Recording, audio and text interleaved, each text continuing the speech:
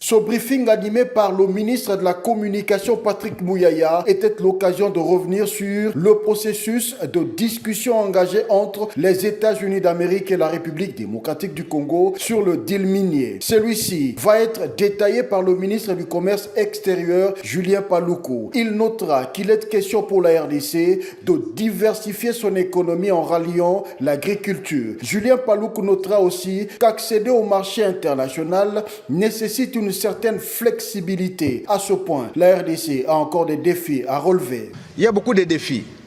Est-ce que nous allons nous verser dans ce commerce international très facilement? Oui et non. Le premier défi, ce sont les impôts et taxes qui pèsent lourd, qui font que ça envenime le climat des affaires en République démocratique du Congo. Et là, le président de la République a donné des instructions claires pour que nous puissions réviser au sein de la commission ECOFIN la loi sur la nomenclature des impôts et taxes du pouvoir central et des provinces. Deuxième défi, ce sont les infrastructures.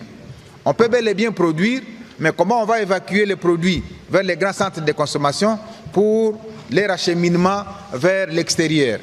Et là, le gouvernement a répondu lorsqu'il a élaboré le plan directeur d'industrialisation qui donne les composantes essentielles qui doivent fonder effectivement la politique de la RDC en matière d'infrastructure. Mais le troisième défi, c'est la sécurité. La sécurité, c'est le défi majeur.